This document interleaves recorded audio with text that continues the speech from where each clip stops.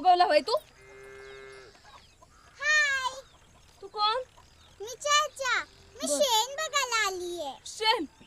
आमच्या शेतात काय बघायचं असतं? हे घे, हे बघ, हे असं असतं शेण. वाव, हे किती सॉफ्ट आहे. पण यू आर राईट, शेणाने क्रिकेट नाही खेळता येत. पण याचा वास कसा आहे? ए पोरा, जा जा तिला मागं घेऊन दाखव जा आपला गोठा. शेण बघ. चल. मी मुंबईवरून आली. हा, मग इथं कशी? माझा पप्पा एक मोठा धरण बांधणार आहे. माझी मम्मा तू इकडनं साहेबाची पोरगी आहेस? पण उठ, आज जा. काय? पण उठ ना, आज जा. सांगितलेलं कळत नाही का? जातो. काकू काय झालं? बायका स्थिर आणि गंभीर असून पुरुषांच्या कामाला टिकाऊ स्वरूप देतात. नारायणाला धरावे, धरावे काय म्हणून? मारावे असेच पाहिजे. एकदा का आपल्या अंगावर पेशवाईंची वस्त्रे झळकली की गंगेला घोडे राहिले असे तिकडे वाटते.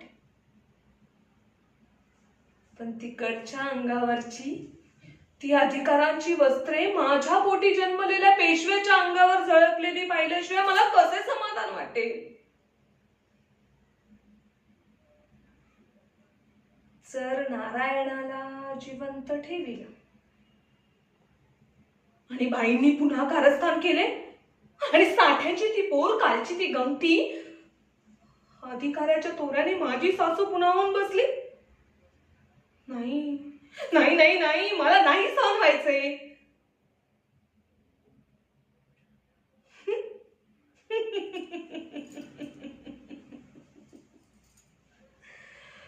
मी धचा मा करणार.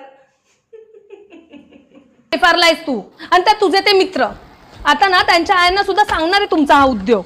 आई नको ना. काय नको ना? खरं सांग अथर्व, या सर्वांमध्ये तुझाच पुढाकार होता ना? आता ना मी तुला 2 दिवस खेळायला सोडणार नाही. हो, हीच तुझी शिक्षा. पण ते मोठे नुसते रागवत असतात. क्रिकेट खेळलो तरी रागवतात, सायकलिंग फास्ट केली तरी रागवतात. अरे हो, मोठे रागवतात म्हणून त्यांच्याशी कसंही वागायचं का? हे बघ अथर्व, मोठे कसेही वागले तरी त्यांचा आदर करायचा. का म्हणजे ते मोठे आहेत म्हणून.